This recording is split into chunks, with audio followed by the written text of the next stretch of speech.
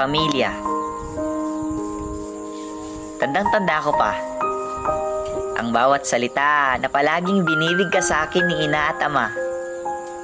Ang bawat payo, ang bawat pagpaparamdam na hindi ako nag-iisa sa mundong ito. Ang bawat pag-alaga, ang bawat ngiti na bubungad sa akin sa umaga. Ang bawat pagmamahal na pinaramdam nila. Ang bawat sakripisyo, ang bawat pagod na dinaranas nila mabigay lang ang pangangailangan ko. Tandang-tanda ko pa. Ikaw, natatandaan mo pa ba? Kung iisipin mo ang unang pagkadapa ng mga panahong gabay ka pa nila na sa bawat hakbang ay nakasunod sa iyong mga paa ang gabay ng magulang para matuto ka. Sa unang metrong paghakbang ay halos maiyak na sila sa saya. Sa unang ngiting nakita nila sa iyong mga mata ay punas lahat ng paghihirap na dinaranas nila. Ikaw ang dahilan ng pagbitaw nila sa mga bagay na walang magagawa. Ang alagaan ka ng tama, yan ay naging priority nila. Hangarin ng mga magulang ang maging mabuti ka, na balang araw paglaki mo, makakamit mo yung pangarap na gusto nila para sa'yo. Ang kinabukasan ay nakasalalay sa mga kamay mo. Ang kinabukasan na hindi naabot ng magulang mo. Kaya gusto nila itong makita sa'yo. Pero bakit? Bakit sa paglaki mo ay nawala na ang respeto? Bawat pagpapaalala ng magulang ay sinasagot mo.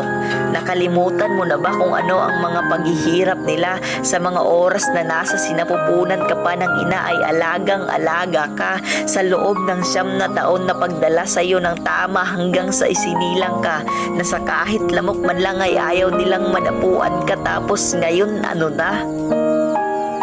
Ang pagmamahal nila sa iyo mula noon hanggang ngayon ay hindi naiiba. Pero bakit may mga anak pa rin parang palagi sila pa yung nasa tama? Kaya payo ko, ibalik ang respeto. Suklian mo kung ano ang ginawa ng magulang mo sa iyo. Darating sa punto na magiging magulang ka rin kagaya nila. Kaya kung gusto mong igalang ka ng mga anak mo, igalang mo muna sila. Huwag mong itulad sila sa ibang tao. Hindi ka naging ganyan kung hindi dahil sa magulang mo. Kaya pakinggan mo sila. Lahat ng payo ng magulang ay para sa ikabubuti mo. Hindi para sa kanila. Tandaan mong kahit kailan hindi ka nila binaliwala, hindi ka pinapabayaan kaya hindi ka nag-iisa.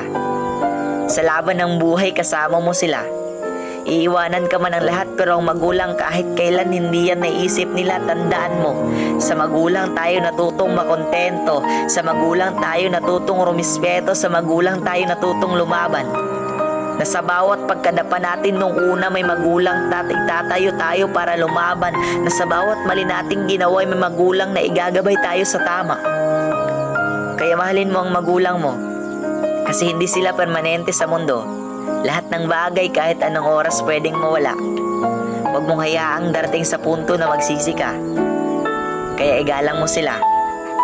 Higit pa sa paggalang mo sa iba.